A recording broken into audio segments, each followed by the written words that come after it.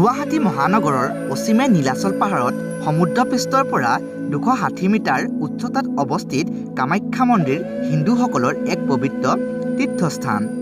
কামাখ্যা শব্দটো অষ্ট্ৰিক ভাষাৰ পৰা অহা।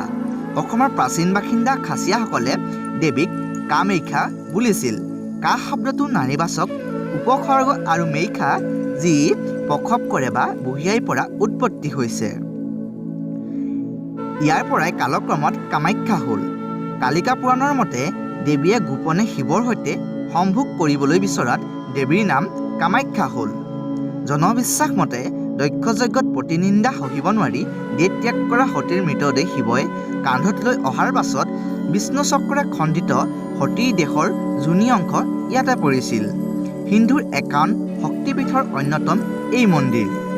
হিন্দুসকলে এই পবিত্ৰ পীঠত কামাখ্যা দেৱীৰ আৰাধনা কৰে। উত্তৰ পূৰ্বাঞ্চলৰ প্ৰধান চহৰ গুৱাহাটীৰ এই কামাখ্যা মন্দিৰত নৈত্য পূজা কাৰ্য চলে। দৈত্যৰাজ নৰকাসুৰে নিৰ্মাণ কৰা মূল মন্দিৰটো 1564 চনত কালপাহাৰৰ হাতত ধ্বংস হয়। 1565 চনত কোচ ৰজা নৰনাৰায়ণে এই মন্দিৰ পুনৰ নিৰ্মাণ কৰে। তাৰ পাছতো চেগাচোৰাকৈ এই মন্দিৰৰ সংস্কাৰ সাধন কৰা হৈছে।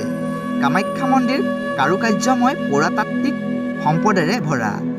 মন্দিৰৰ বেৰত খোদিত বিষ্ণুৰ বিভিন্ন অৱতাৰ নানান দেৱ-দেৱীৰ মূৰ্তিবোৰ প্ৰাচীন অসমৰ ঐতিহ্যশালী ভাস্কৰ্য কলাৰ অনুপম উদাহৰণ। কোচ ৰজাৰ পৃষ্ঠপোষকতাত নিৰ্মিত এই ভাস্কৰ্যৰ স্বকীয় বৈশিষ্ট্য লক্ষণীয়। কামাখ্যা দৰ্শন স্পৰ্শ আৰু চৰণামৃত পানৰ ফলত মোক্ষ লাভ হোৱাৰ লগতে দেৱঋণ পিতৃঋণ মাতৃঋণৰ পৰাও মুক্তি পোৱা যায় বুলি বিশ্বাস প্ৰচলিত। মূল কামাখ্যাত কোনো দেৱী মূৰ্তি নাই। যোনিৰ প্ৰতীক হিচাপে গুহাৰ ভিতৰত পানীৰ নিজৰি থকা এচটা শিলৰ পূজা কৰা হয়। ধৰ্মীয় মনোকামনা পূৰণৰ অৰ্থে ইয়াত ম'হ ছাগলী পাৰ আদি বলি দিয়া প্ৰথা প্ৰচলিত। এসময়ত ইয়াত নৰবলি হৈছিল বুলিও পৌৰাণিক শাস্ত্ৰত উল্লেখ আছে।